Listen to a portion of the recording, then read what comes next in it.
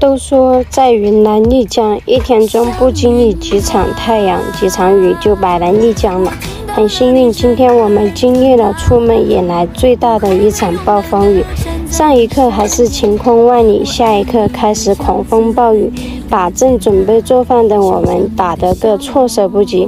我们的天幕在狂风中最终还是没有坚持下去，我们自己也不得不退回到车里暂时躲避。朋友们，外面突然间下了大暴雨啊，朋友们！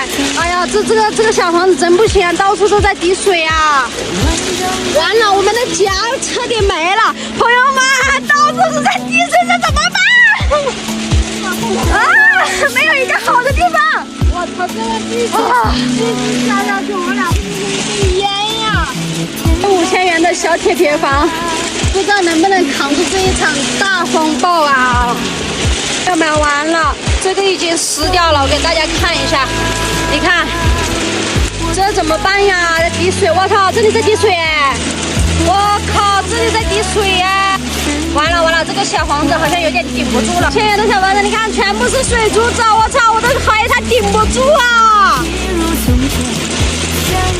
这真的是，朋友们，你们能想象这有多大吗？我们的帐篷在这个位置直接被吹飞了，打了4颗地钉的，而且那个地钉还是手指头这么吹干的地钉，直接吹飞。大雨把我们的小家淋湿了，但是也让我们看到了这么美的彩虹啊！真的彩虹真的欣喜一整年啊，朋友们。哎，你看我们的营地，这一场大雨把我们的营地给吹成什么样了？全部吹散架了，朋友们。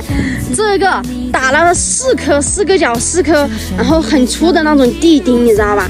完全没有用，朋友们，直接吹翻，直接吹翻。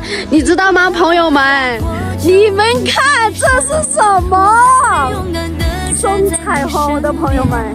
送彩虹太漂亮了，我们的营地已经面目全非，朋友们，面目全非，没有一个好的地方，没有一个好的地方。